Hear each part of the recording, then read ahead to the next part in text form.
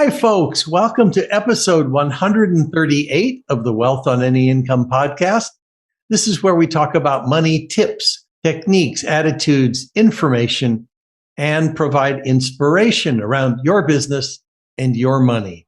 I'm your host, Rennie Gabriel. In past episodes, we spoke about how to understand the numbers from your business, how to measure the level of pleasure based on where you spend your money, how to track your money in 5 to 10 seconds, what determines how close you are to complete financial choice, and how to run your business without being in your business. Last week, we had Jonathan J., who's been successfully buying and selling businesses for over 30 years. Today, we have as our guest, Anke Herman. In 2004, Anka quit her software developer career in London, moved to Spain, and started a sewing business specializing in flamenco dance costumes. Let's see what happens was her business plan. Well, now she brings her background in tech and everything she's learned over the years about business, marketing, and psychology to help coaches and educators turn their big picture ideas into sold out online offers without tech headaches. Anka, welcome to the Wealth on Any Income podcast. Thanks so much for having me. I'm excited to be here with you. Terrific. Yeah, it's good to see you again on the show. Well, let's get right to it with some questions. Well, it sounds like, you're helping people with their technology, but let's talk about why you're doing what you're doing. I guess it's my grandma's fault. In a way, it's my grandma's fault because as long as I can remember, she had all these plans, all these things she was going to do. And then she passed away without ever, like literally she died with her music still inside, right? And that always felt like such a waste of potential, of creativity, all the things, because she was really talented and she had all these ideas and just never felt that she could do what she wanted to do. So I have this incredibly strong urge to make the most of life and, and help others, because I stumbled across a book by an Australian lady called Bronnie Ware. It's called The Top 5 Regrets of the Dying. And because she was a nurse, so she would basically talk to people at the end of their lives, and she was there. And the one thing, number one, and I always tear up when I even think about it, number one regret, top regret of people is not having gone for their dreams, not having done what they really wanted to do.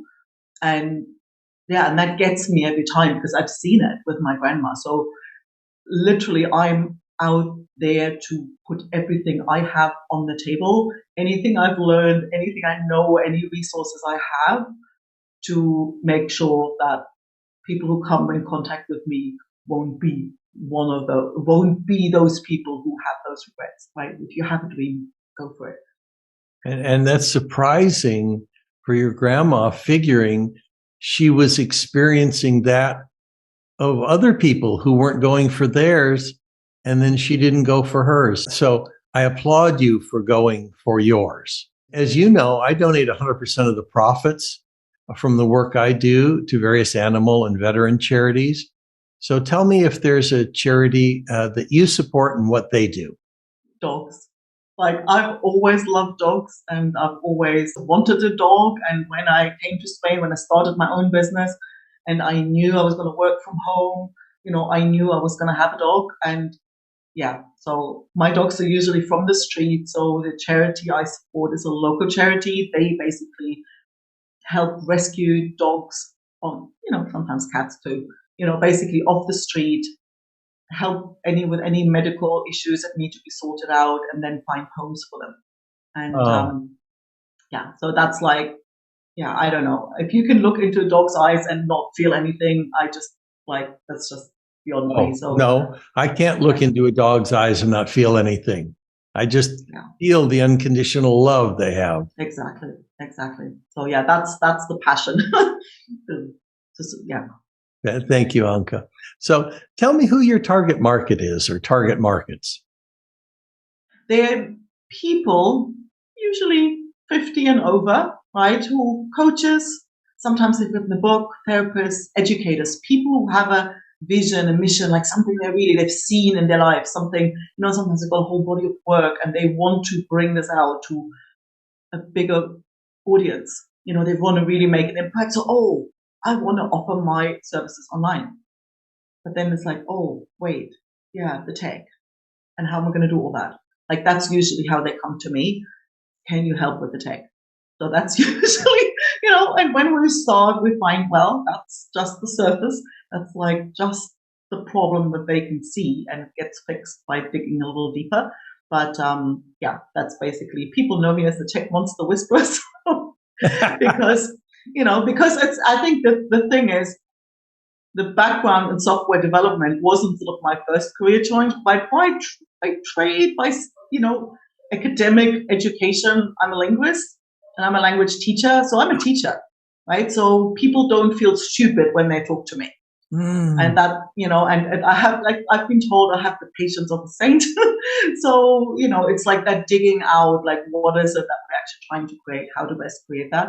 So, yeah, that's why people kind of feel somebody's written peace on the notebook that she has for our work together, because that's basically what's on offer. Thank you. Yeah. When someone needs to learn something, they don't want to be talked down to. Well, so tell me, what was your biggest failure, whether it was personal or business? It is a two-part question. And what insight did you gain from that you're using? The biggest failure, I mean, it's one of those things, in hindsight, it feels like the lesson has been such a gift, right? But the biggest failure was my first business, that sewing business that sounds so romantic and so out there. Well, you do what you know. You don't know what you don't know. So I didn't know anything about strategy and business building. I wanted to have a sewing business because I wanted to do creative work and I love sewing. So I wanted to sew all day, every day. So you probably laugh even at the thought of that. But that's how I started. And what happened was that I just had no boundaries at all. I literally misunderstood what serving my clients meant. I understood that when somebody comes and wants a dress, well, it's my job to give it to them at the time they wanted, how they wanted, where they wanted. So yes was the default answer. And as you can imagine, that was quite all right to get the first couple of clients. But yeah, I built myself a hamster wheel that was so relentless that I don't know, I didn't even know it was called burnout, but I had like cold sores on both sides, like weighing, I don't know, like I have photos, it looks really quite anorexic, like the shoulder bones sticking out.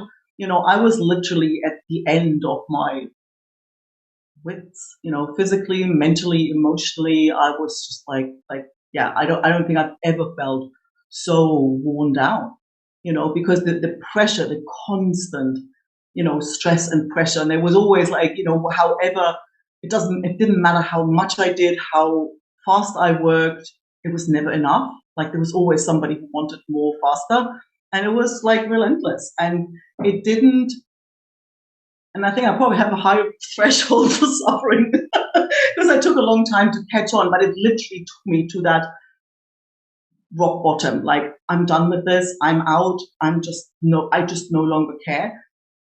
That I needed that to have the courage to say no to somebody, because in my mind, this is all word of mouth business, right? So if I say no, they'll be all upset, and then they don't come back, and then they badmouth me, and then they tell everybody else. And in my mind, saying no to somebody meant I was going to be hungry in the streets a couple of months later, because it was going to ruin my business. So you can imagine you wouldn't say easily no with that. But when I came to the point that I thought, like, look, I no longer care. If this is what living your dream is, I want nothing to do with it. Then I said no. And I remember the first time I said no to somebody, can you bring the dress to the theater on Sunday night at 10 p.m.? And I'm sorry, can't do it. And she goes, all right then, well, I guess I'll pick it up on Monday. And that was the moment but it took that courage to no longer care about the consequences. I was certain, were gonna come at me. It took that to actually then be able to experience that, oh, no doesn't automatically mean that people will be upset. And then it was one of those, it was a liberating moment, really humbling too, because when I got to see that whole pressure cooker that I'd actually created that. Not very nice to see that. I'm thinking, oh, I could have saved myself years of struggle, but it was that huge insight to see that saying yes or no has no connection whatsoever with whether people will be happy or unhappy. And that's been a giant gift, because it allows me to say yes to the things I want to say yes to and no to the things I want to say no to, which means I can actually now really serve people rather than just woozling around trying to please everyone. That sounds like such a fabulous lesson for everyone, that it is okay to say no. And oftentimes when I've studied very wealthy people, they talk about, I've learned how to say no more than yes. So beautiful. Thank you, Anka. Let me ask you this. Well, when it comes to serving people with your tech, do you have a case study, an example of someone who came to you in a certain situation and how you supported them and what that result was? Well, people usually come with a big picture idea.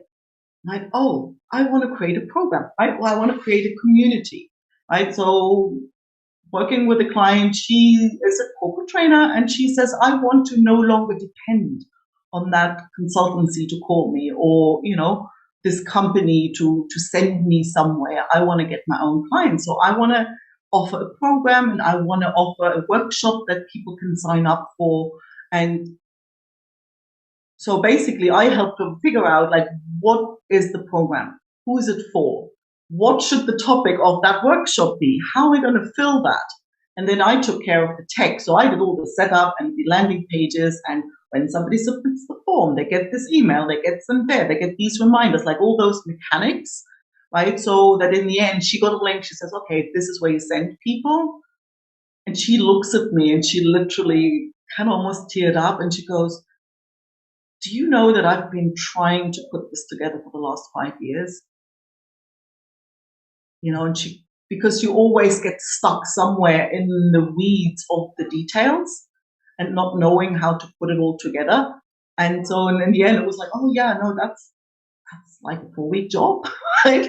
So, and it's just that speed and that ease of it when you have the mechanics and the back end and all of that taken care of, and somebody to poke a hole into, well, no, look, that copy, that doesn't, like, the way that's positioned doesn't really make sense. We need something else in there. So that second pair of eyes to help you, because you know how it's hard to be objective about your own stuff, right? It's always, so I can be this vicious devil's advocate, like in a nice way, but I'll point out the things where there's like gaps in the logic so that it's both from the content and offer an audience building and then the mechanics of it. Like, okay, I'll just take care of that for you so you don't have to spend your time trying to figure that stuff out.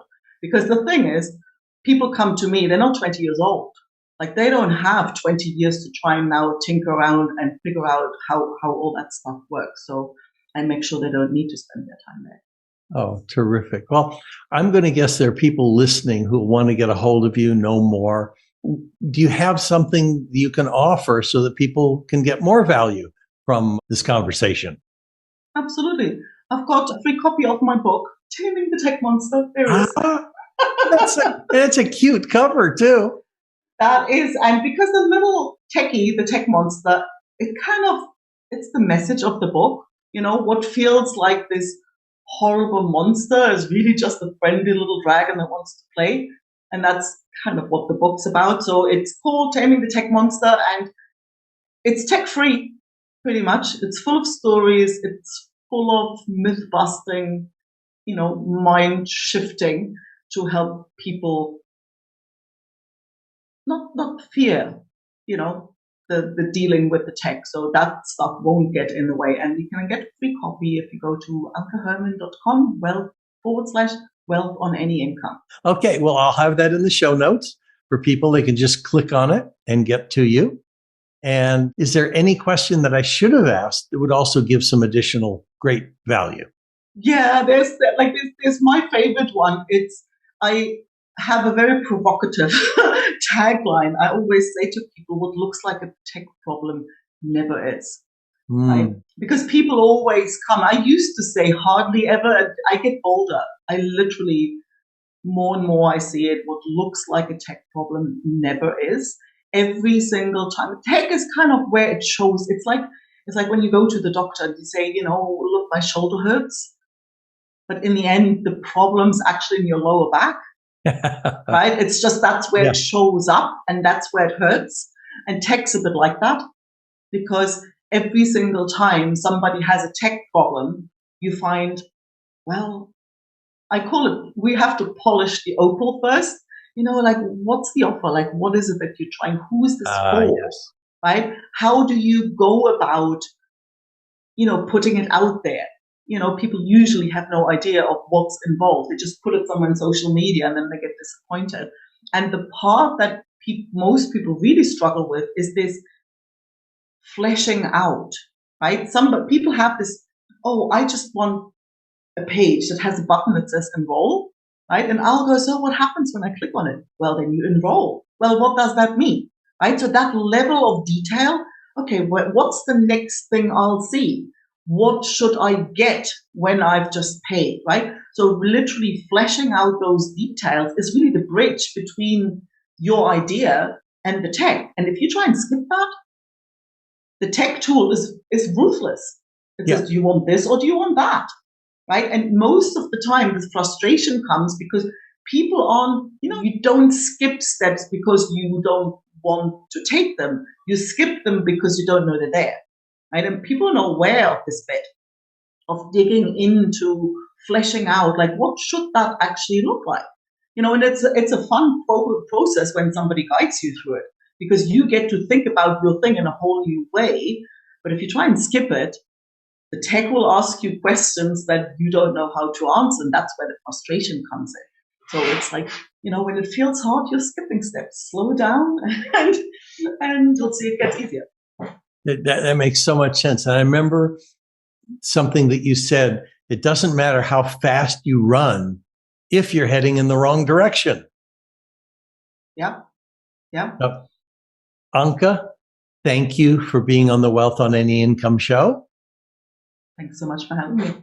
You're welcome. And to all of those who are listening, if you'd like to know how books, movies, and society programs you to be poor and what the cure is, then log on to wealthonanyincome.com/TEDx. You'll get to hear my TEDx talk and can request a free 9-step roadmap to complete financial choice and philanthropy, and receive a weekly email with tips, techniques, or inspiration around your business and your money. And if you'd like to see how you can increase your wealth and donate to the causes that touch your heart, please check out our affordable program, Wealth with Purpose. To my listeners, thank you for tuning in. Next week, we'll have Lisa Rodino, who helps entrepreneurs get the funding they need from alternative sources. You can listen to the Wealth on Any Income podcast on your favorite platform, and please rate, review, and subscribe. And until next week, be prosperous. Bye-bye for now.